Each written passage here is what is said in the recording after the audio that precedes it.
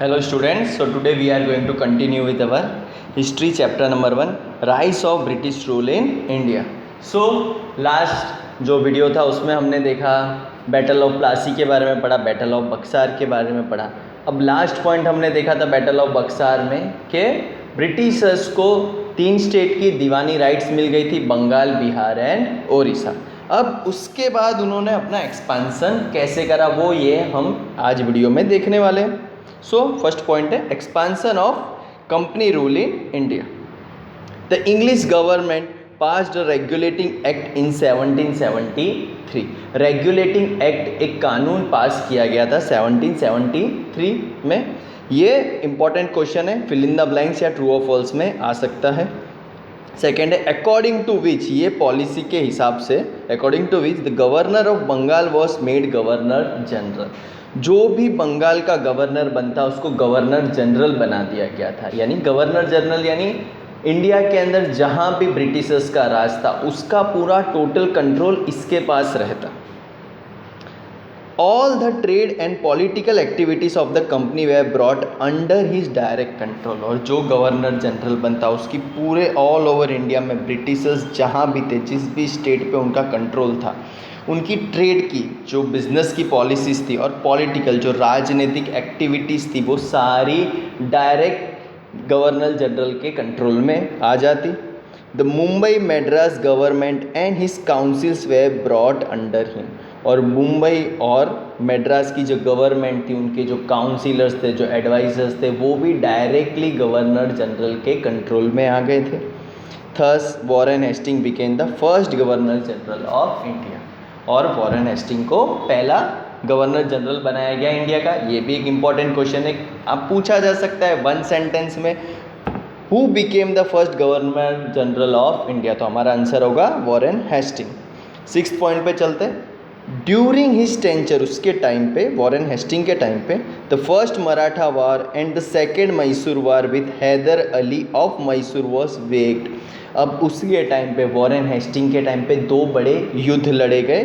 एक मराठास के साथ लड़ा गया, दूसरा मैसूर के साथ लड़ा गया जिसका लीडर था हैदर अली. दोनों वॉर एक साथ हुए. The problem for the East India Company increased because it had to face both the powers simultaneously. दोनों पावर्स को, मराठास को और मैसूर के हैदर अली को, इंग्लिश को, दोनों को एक साथ फेस करना पड़ा था. तो इंग्लिश गवर्नमेंट के लिए बहुत बड़ा प्रॉब्लम हो गया था. अब हमने जैसे देखा कंपनी के सामने एक बहुत बड़ी प्रॉब्लम आके खड़ी हुई थी. 2 पावर साइमल्टेनियसली कंपनी के सामने लड़ रहे थे, मराठास और मैसूर, हैदर अली. सो ब्रिटिशर्स को कुछ उनकी पॉलिसीज़ में चेंज लाना पड़ा. अब देखते क्या क्या चेंजेस आए उनकी पॉलिसीज़ में. सो फर्स्ट है Cornwallis took over as governor general after Warren Hasting. Warren Hasting के बाद कॉर्नवालिस को गवर्नर जनरल बना दिया गया. ये क्वेश्चन पूछा जा सकता है कि who became governor general after Warren Hastings. So you know that answer. Second point है during the tenure of Cornwallis. Cornwallis के टाइम पे third Mysore war took place with Tipu Sultan, famously known as tiger of Mysore. अब Cornwallis के time पे एक और युद्ध लड़ा गया, थर्ड वॉर ऑफ मैसूर. ये किसने लड़ा था? मैसूर का तब राजा था टीपू सुल्तान, जिसको हम फेमसली उसको टाइगर ऑफ मैसूर के नाम से भी जानते हैं. The company had to join hands with the Marathas and the Nizam to defeat Tipu Sultan. अब टीपू सुल्तान का तब बहुत ज़्यादा स्ट्रॉन्ग होल्ड था, उसको हराना बहुत ही दिक्कत वाला था. सो कंपनी को सपोर्ट लेना पड़ा बाकियों से. किस किस से सपोर्ट लिया है? मराठास से और निज़ाम से सपोर्ट लेना पड़ा हराने के लिए टीपू सुल्तान को. नेक्स्ट पॉइंट है Tipu could not win against the combined force and he had to accept the treaty with other state. और टीपू इन कंबाइंड फोर्स किसकी थी? British East India company, Maratha और निज़ाम, इसके सामने टिक नहीं पाया. और वो युद्ध जो थर्ड मैसूर वार था वो टीपू सुल्तान हार गया और उसको एक ट्रीटी साइन करनी पड़ी, ट्रीटी एक्सेप्ट करनी पड़ी. ट्रीटी के क्या कंडीशंस थे हम देखते हैं आगे. सो स्टूडेंट्स, हमने देखा वॉरेन हेस्टिंग के बाद कॉर्नवालिस को बनाया गया गवर्नर जनरल. अब नेक्स्ट है after Cornwallis sir John Shore became the governor general. Cornwallis के बाद सर जॉन सॉर को गवर्नर जनरल बनाया गया इंडिया का। Due to some rigid policies adopted by him, कुछ पॉलिसीज थे, कुछ रूल्स थे जो बहुत ही रिगिड थे, बहुत ही कठोर थे, बहुत ही अनफ्लेक्सिबल थे। किसके? हमारे सर जॉन सॉर के। The east India company fame declined and Maratha became stronger. तो इनकी पॉलिसीज़ के कारण, सर जॉन सॉर की पॉलिसीज़ के कारण ब्रिटिशर्स का जो फेम है वो कम होते गया और मराठाओं का वर्चस्व वहाँ बढ़ते गया, मराठाओं का होल्ड इंडिया पे बढ़ते गया। तो कुछ चेंजेस करने पड़े फिर से ब्रिटिश ईस्ट इंडिया कंपनी को। क्या चेंजेस किए हम देखते हैं। So Governor General Wellesley, who came after John Shore, got the responsibility of making the company supreme in India. तो दोस्तों सर जॉन सॉर को हटाया गया, नया गवर्नर जनरल बनाया गया वेलेस्ली को, और वेलेस्ली को एक रिस्पॉन्सिबिलिटी दी गई कि उनको फिर से वहाँ पे अपना हक जमाना है इंडिया पे, इंडिया में अपना जो होल्ड है उसको और भी आगे बढ़ाना है। For this Wellesley introduce subsidiary alliance system. तो इस कारण की वजह से वेलेस्ली ने एक नई पॉलिसी बनाई, वो पॉलिसी को नाम दिया गया सब्सिडियरी अलायंस सिस्टम। अब इसमें से एक बहुत ही इंपॉर्टेंट क्वेश्चन पूछा जा सकता है, who introduce subsidiary alliance system? Lord Wellesley introduced subsidiary alliance system. अब देखते हैं हम इसके टर्म एंड कंडीशंस क्या थे सब्सिडियरी अलायंस सिस्टम के। बहुत इंपॉर्टेंट क्वेश्चन है ये, 3 मार्क में या 2 मार्क में पूछा जा सकता है। इसके 6 पॉइंट है, सारे पॉइंट हम 1 बाय 1 एक्सप्लेन करेंगे।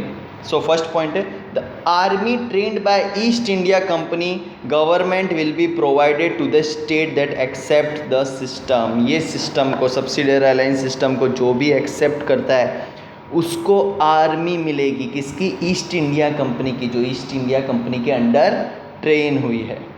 सेकेंड है, the army would protect the state from internal and external attack. और अगर कोई भी अटैक होगा वो स्टेट पे जो सब्सिडियरी अलायंस सिस्टम मानती है, जो एक्सेप्ट करती है, तो ब्रिटिश की जो आर्मी है वो उस स्टेट को इंटरनल और एक्सटर्नल अफेयर से प्रोटेक्ट करेगी। थर्ड पॉइंट है, in return the state accepting the system will provide for army or give away provisions which equivalent income to the British।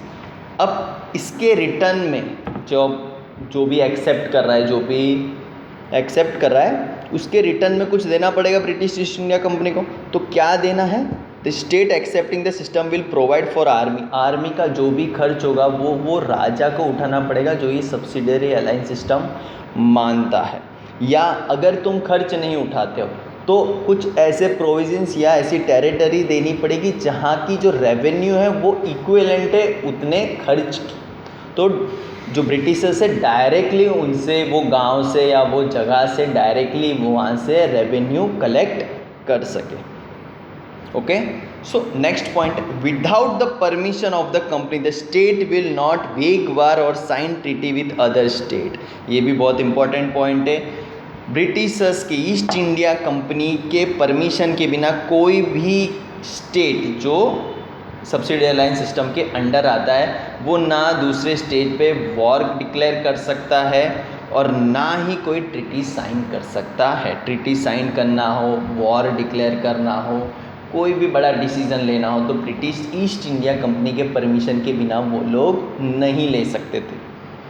Fifth point, there will be one English representative in the state assembly. उनकी जो state assembly थी, जो दरबार बैठता था, उसके अंदर एक इंग्लिश रिप्रेजेंटेटिव तो बैठेगा ही। सो उससे क्या होगा, सारे इंटरनल मैटर्स जो भी स्टेट के थे वो इंग्लिश को पहुँचे, इंग्लिश गवर्नमेंट को पहुँच जाते थे। सिक्स्थ पॉइंट है, other foreigners not to be employed in the state. और दूसरा कोई भी फॉरेनर होगा, फ्रांस हो गए, पोर्चुगीज़ वाले होंगे, इटली वाले होंगे, उनको एम्प्लॉयमेंट वो स्टेट में नहीं मिल सकता। सिर्फ ब्रिटिश ईस्ट इंडिया कंपनी के एम्प्लॉयज़ ही काम कर सकते हैं। Okay students, thank you.